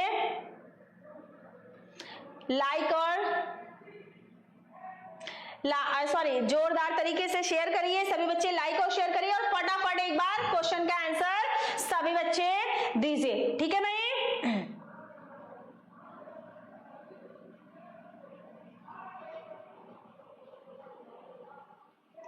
चलिए बिल्कुल बिल्कुल एग्जाम से डरिए नहीं। आपको, आप लोग सभी बच्चे क्या करना है, एग्जाम से किसी को डरना नहीं है। एक पेपर दे के आएंगे ना तो सभी लोग क्या करेंगे, अरे बोर्ड का एग्जाम तो बड़ा इजी होता है, बस जब तक आप एग्जाम में बैठे नहीं हो ना तभी तक आपको डर लग रहा है, उसके बाद तो सोचोगे कि नहीं, एकदम रिलैक्स फील करोगे। फर्स्ट पेपर तक आपको थोड़ी सी प्रॉब्लम है, लेकिन आप निगेटिव चीजों से बिल्कुल दूर रहिए। ठीक है बच्चा, आगे देखते हैं। हास्य रस का स्थायी भाव क्या है भाई, हास है, भय है, शोक है, रौद्र है, तो हास्य रस का स्थायी भाव है हास। सभी बच्चों का आंसर भी आने लगा, क्या बात है, क्या बात है भाई, बहुत अच्छी बात। चलिए आगे देखते हैं भाई। प्रति प्रति सुनी उकसही अकुसानी, देखी दशा हरिगन मुस्काही। अब यहाँ पर मुस्काही आ गया है, जब मुस्काही आ गया है तो फिर हमें ज्यादा अपने माइंड पे प्रेशर नहीं देना है, यहाँ क्या करना है, हास्य रस लगा देना है। ठीक है आगे बढ़ते हैं। करुण रस का स्थायी भाव, करुण रस का स्थायी भाव क्या है भाई, करुण रस का स्थायी भाव आपका शोक है। ठीक है, करुण रस का स्थायी भाव क्या हो जाता है, करुण रस का स्थायी भाव हो जाता है शोक।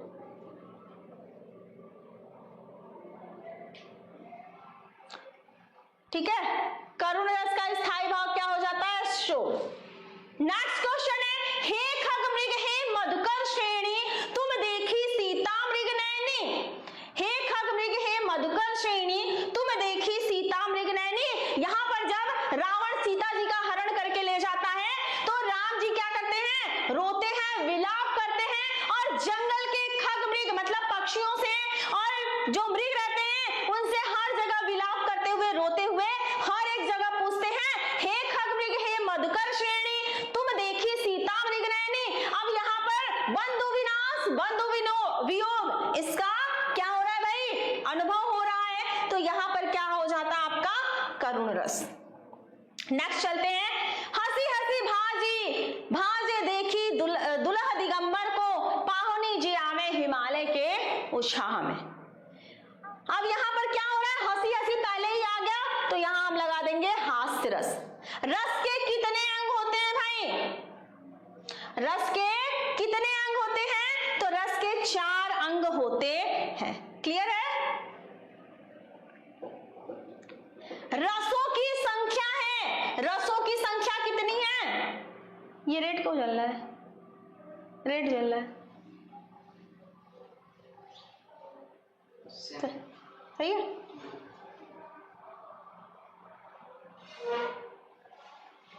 बेटा अलंकार क्या नहीं समझ में आया, अलंकार तो सारी चीजें शॉर्ट ट्रिक के थ्रू मैंने बता दिया है। ठीक है, रसों की संख्या है 7, 8, 9, इनमें से कोई नहीं, तो रसों की संख्या है 9। मनु मानो जनु जानो, जहां आए वहां क्या मानो। क्वेश्चन नंबर 8, मनु मानो जनु जानो, जहां आए वहां पर उत्प्रेक्षा आए।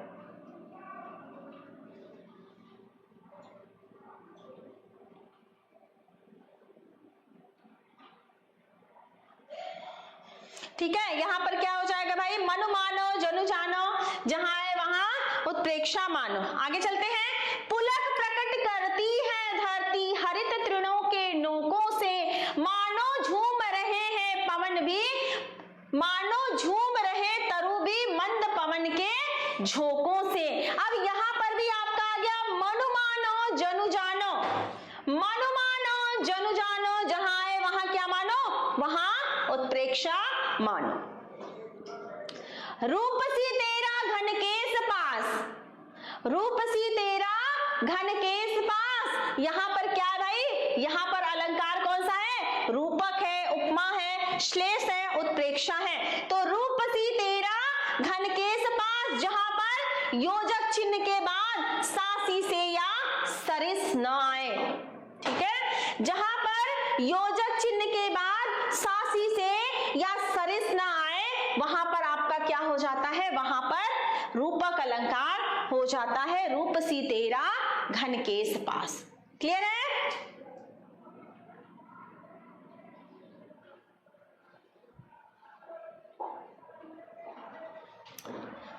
आगे बढ़ते हैं। यही कहीं पर बिखर गई वह भग्न विजय माला सी, यही कहीं पर बिखर गई वह भग्न विजय माला सी, जहां पर योजक चिन्ह के बाद सासी से सम या सरिस आ जाए, वहां पर आपका उपमा अलंकार हो जाता है। तो रोला किस प्रकार का छंद है? अब इसका डेफिनेशन हम लोगों ने देखा, तो रोला क्या है भाई? सममात्रिक छंद है। ठीक है, क्या है? सममात्रिक छंद है।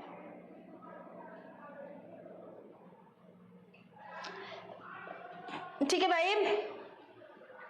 सुन के वट के बैन प्रेम लपेटे अटपटे बिहसे करुणाएं चितई जानकी लखन तनु। अब ये भी मैंने शॉर्ट ट्रिक से बता दिया कि जब पहले और तीसरे पद में क्या हो जाए, राइमिंग्स मिल जाए।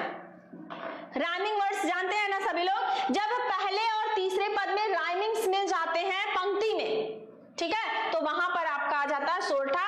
मात्रा लगा के आपको टाइम वेस्ट एग्जाम में नहीं करना है, क्योंकि लिखना बहुत ज्यादा है और इसमें क्या करना है भाई, सिर्फ और सिर्फ टिक्की मारना। लिख कर लोहित लेख डूब गया दिन मणि यहाँ व्योम सिंधु सखी देखी तारक बुध बुध दे रहा। यहाँ पर भी कौन सा छंद है? रोला है, बरवे है, दोहा है और क्या है भाई, सोरठा है। यहाँ पर क्या है भाई, तो यहाँ पर पहला पद और तीसरा पद यहाँ पर क्या है, राइमिंग्स आपके मिल गए, लेख और देख। ठीक है, लेख और देख मिल गए, इसलिए यहाँ पर आपका आ जाता है सोरठा। ठीक है भाई, आपका यहाँ पर आ जाता है सोरठा। तो बच्चा ये आपके जो टॉपिक है ना, यहाँ पे ये भी टॉपिक आपके क्लियर हो गए हैं। अब लास्ट टॉपिक बचा है आपका वाच्य प्रयोग। लास्ट टॉपिक आपका बचा है वाच्य प्रयोग। तो आज की क्लास में हर एक टॉपिक आपके क्लियर हो जाएंगे। ठीक है भाई, अब ठीक है सभी बच्चे एक बार भाई सेशन को जोरदार तरीके से लाइक और शेयर करेंगे और सभी सेशन के एंड तक सभी बच्चे जो हैं बने रहेंगे।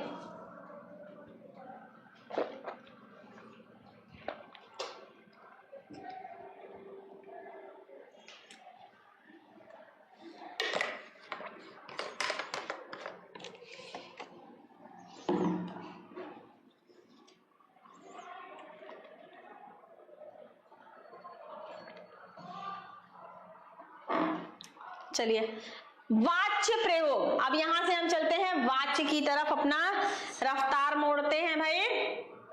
बस ये लास्ट टॉपिक है। ठीक है, अब अपने आप को क्या करिए, थोड़ा सा और कंसंट्रेट कर लीजिए। आज की क्लास बहुत लंबी नहीं होने वाली है, क्योंकि आज जो है सिर्फ और सिर्फ हिंदी व्याकरण के हर एक टॉपिक को मैंने यहाँ पे कवर कर दिया। बस ये लास्ट टॉपिक आपका बचा है वाच्य प्रयोग, इसको करेंगे। इसके बाद 10 से 15 इसके क्वेश्चन एमसीक्यू कर लेंगे। बस इसके बाद हमारा क्या हो जाता है, टॉपिक हमारे क्लियर हो जाते हैं। पर्यायवाची है और क्या है भाई, उपसर्ग है। ये सारी चीजें तो मैं एमसीक्यू में ऑलरेडी करा चुकी हूँ। जो बच्चे अभी तक नहीं देखे हैं एमसीक्यू की क्लास, वो एक बार डिस्क्रिप्शन में उसका लिंक दिया हुआ है, आप वहां से जाकर और क्लास को ज्वाइन करके 300 क्वेश्चन का एमसीक्यू देखकर और अपने 20 नंबर वहां से क्लियर कर सकते हैं। ठीक है बच्चा, चलिए स्टार्ट करते हैं भाई। तो वाच्य क्रिया का वह रूप या प्रकार होता है जिससे यह पता चलता है कि क्रिया कर्ता के अनुसार हो रही है, कर्म के अनुसार हो रही है या फिर भाव के अनुसार हो रही है। वाच्य प्रयोग, वाक्य में क्रिया के लिंग वचन तथा पुरुष का अध्ययन क्या कहलाता है, वाच्य प्रयोग कहलाता है। वाच्य प्रयोग कितने प्रकार के होते हैं, यह 3 प्रकार का होता है। ठीक है, यहां से आपके एक एमसीक्यू बन सकते हैं कि वाच्य कितने प्रकार का। बेटा ये व्याकरण की क्लास है और व्याकरण की क्लास में हर एक टॉपिक को मैंने क्लियर कर दिया है। ठीक है बच्चा, ठीक है।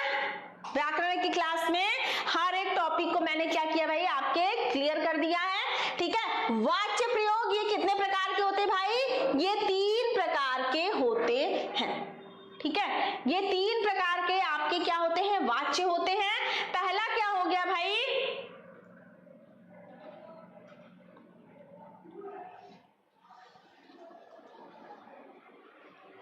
पहला क्या हो गया, कर्तरी प्रयोग, कर्मणी प्रयोग और भावे प्रयोग। तो 1 बाय 1 करके हम सबको देख लेते हैं भाई।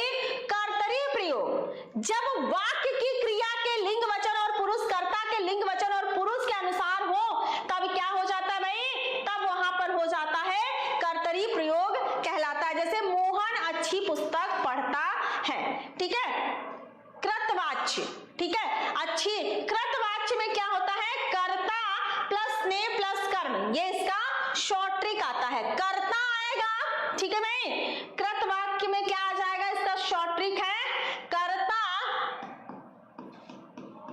ठीक है, इसका शॉर्ट ट्रिक है कर्ता प्लस ने प्लस कर्म। ठीक है, ये इसका क्या है, शॉर्ट ट्रिक है। ठीक है भाई, तो इससे ये पता चलता है कि ये कृतवाच्य में है या फिर भाववाच्य में है। जैसे गीता खाना खाती है। ठीक है, खुद से क्वेश्चन करिए, खुद से प्रश्न करना है, गीता क्या खाती है, गीता क्या खाती है, गीता खाना खाती है। जैसे मोहन अच्छी पुस्तकें पढ़ता है, मोहन क्या पढ़ता है, मोहन अच्छी पुस्तकें पढ़ता है।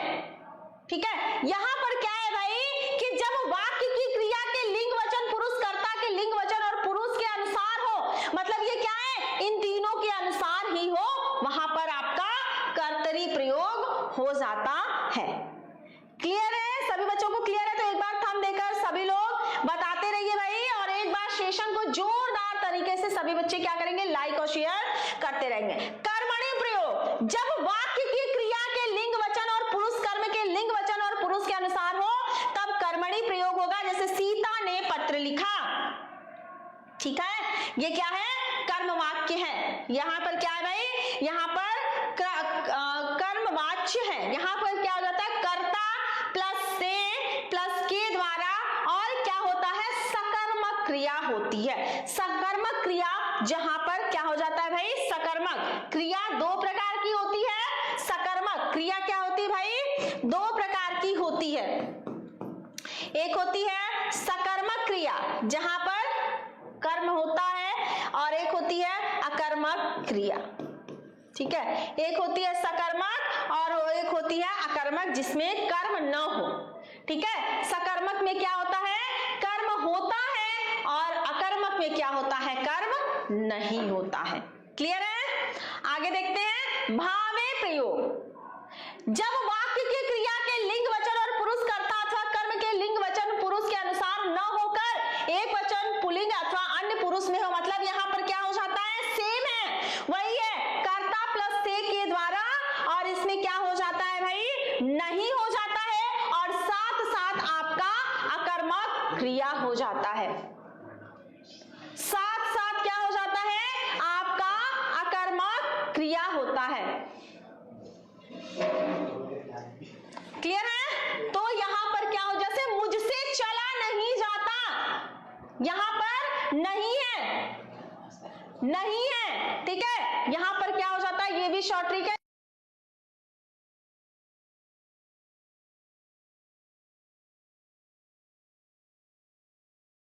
बंद हो गया।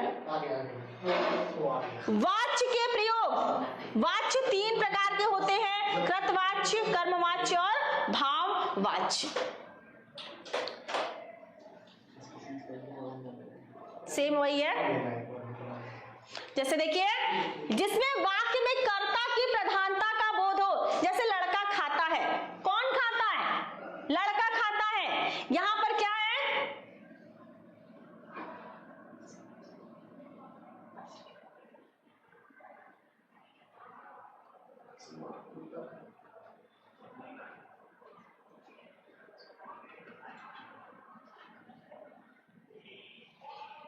ठीक है।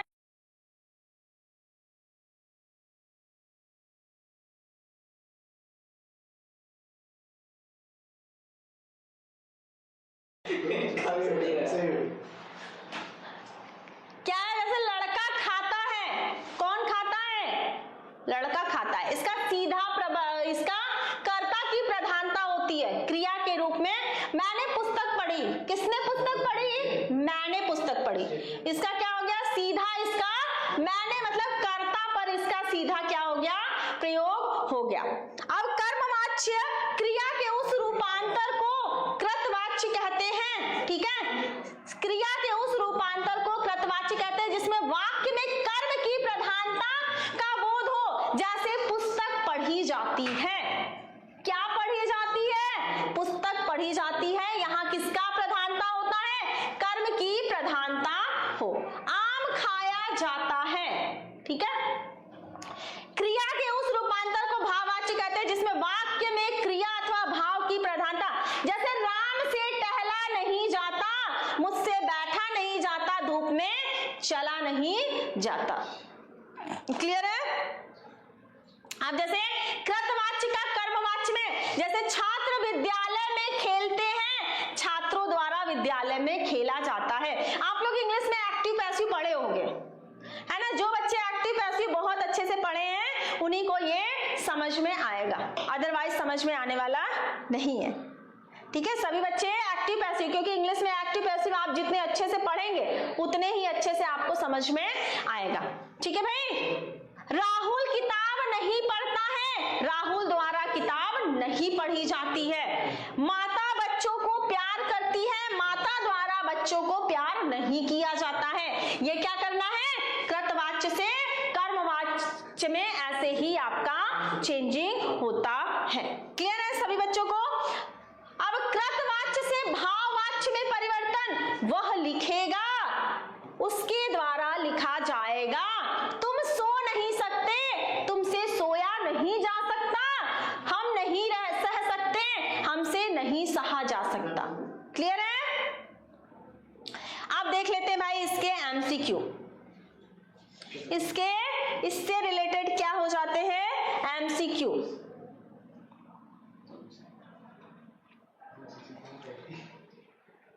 क्लियर है सभी बच्चों को? तो भाई अभी सेशन से रिलेटेड क्या होने जा रहा है? एमसीक्यू स्टार्ट होने जा रहा है। तो एक बार सभी बच्चे जो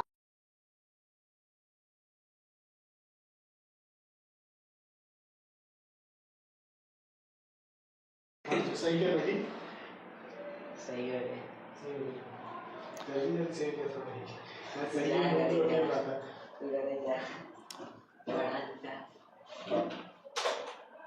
सही है? यस। सभी लोग क्या करेंगे? एक बार एमसीक्यू इससे स्टार्ट होने जा रहा है, तो सभी लोग एक बार सेशन को एकदम जोरदार तरीके से शेयर कर दीजिए, तभी मैं क्या करूंगी? एमसीक्यू को स्टार्ट करती हूँ, ठीक है? पहला दूसरा का तो आप आंसर दे लेंगे, लेकिन तीसरे से सेशन को भाई एक बार जोरदार तरीके से शेयर कर दीजिए।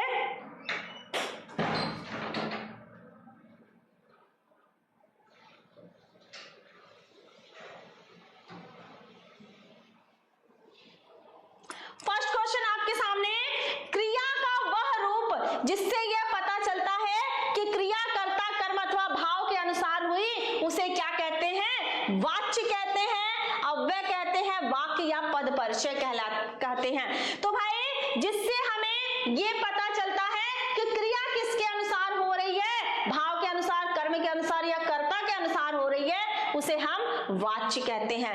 वाक्य में क्रिया के लिंग वचन तथा पुरुष के अध्ययन को क्या कहा जाता है? वाक्य प्रयोग, शब्द प्रयोग, वाच्य प्रयोग या इनमें से कोई नहीं। तो राइट आंसर आपका हो जाता है वाच्य प्रयोग। तो भाई एक बार सभी बच्चे क्या करेंगे? सेशन को एक बार जोरदार तरीके से भाई सेशन को शेयर कर दीजिए, ठीक है? बेटा पीडीएफ आपको व्हाट्सएप ग्रुप पे मिल जा रहा होगा, ठीक है? आगे चलते हैं भाई। नेक्स्ट क्वेश्चन है, वाच्य प्रयोग के कितने भेद होते हैं? वाच्य प्रयोग के कितने भेद होते हैं? 3 होते हैं, 5 होते हैं, 4, 7? तो 3 होते हैं, कृतवाच्य, कर्मवाच्य और भाववाच्य। निम्नलिखित में से कौन सा वाच्य का भेद नहीं है? भेद है, सॉरी, कौन सा वाच्य का भेद है? कर्तरी प्रयोग, भावे प्रयोग, कर्मणि। तो भाई तीनों ही वाच्य का क्या है? वाच्य का क्या है, भेद है।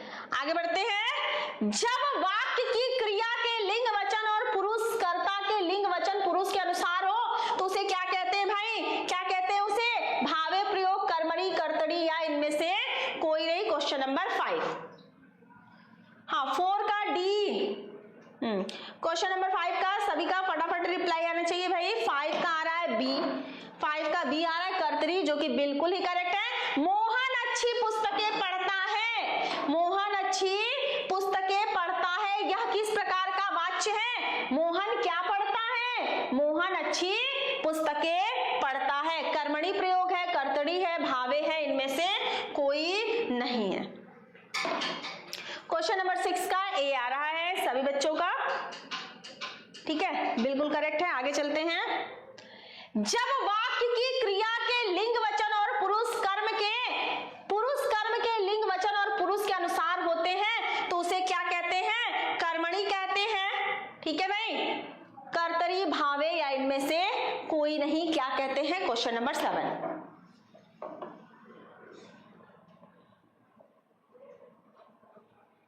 क्वेश्चन नंबर 7 का भाई सभी बच्चे जो है फटाफट रिप्लाई करते रहिए, बिल्कुल जोरदार तरीके से। क्वेश्चन नंबर 7 का ए आ रहा है कर्मणी प्रयोग, जो कि बिल्कुल करेक्ट है। सीता ने पत्र लिखा, सीता ने पत्र लिखा, इस वाक्य में किस प्रकार का वाच्य है, भावे प्रयोग, कर्मणी, कर्तरी, इनमें से कोई नहीं। सीता ने पत्र लिखा। क्वेश्चन नंबर 8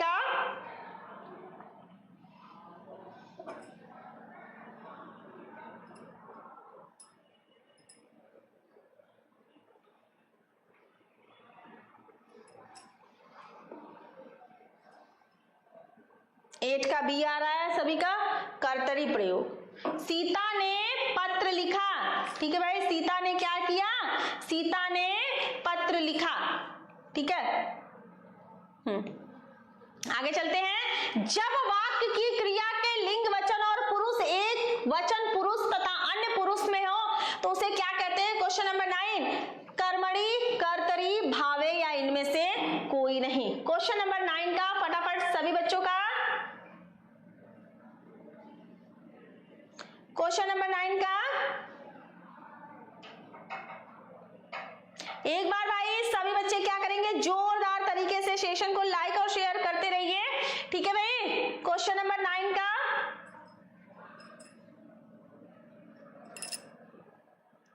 बेटा डिस्क्रिप्शन में व्हाट्सएप का लिंक दिया हुआ है। 9 का ए आ रहा है सभी बच्चों का, भावे प्रयोग, कर्मणी प्रयोग, हाँ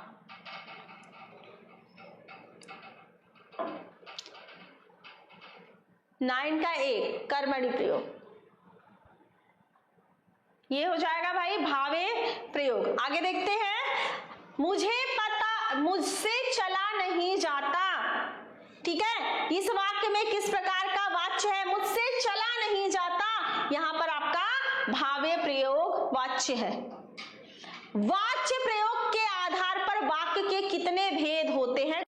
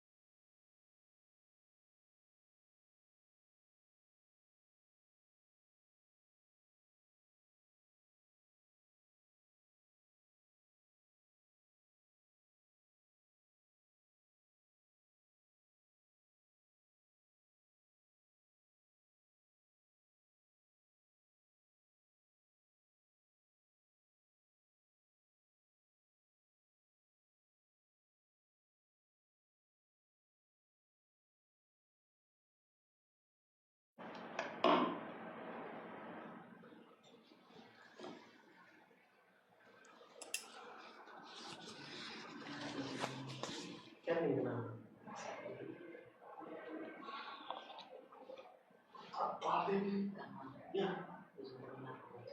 डिस्क्रिप्शन में लिंक तो पा के नहीं ढूंढ पाओगे सब कर जाएंगे तो डिस्क्रिप्शन में लिंक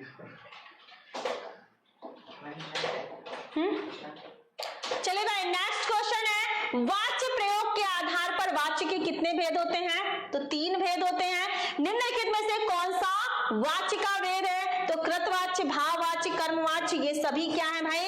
वाच्य के भेद हैं। आगे है, मैं पत्र लिखूंगा, वाक्य का कर्मवाच्य में परिवर्तित क्या है? मेरे द्वारा पत्र लिखा जाएगा, मुझे पत्र लिखना है, मैं पत्र लिख रहा हूं, मुझे पत्र लिखना था।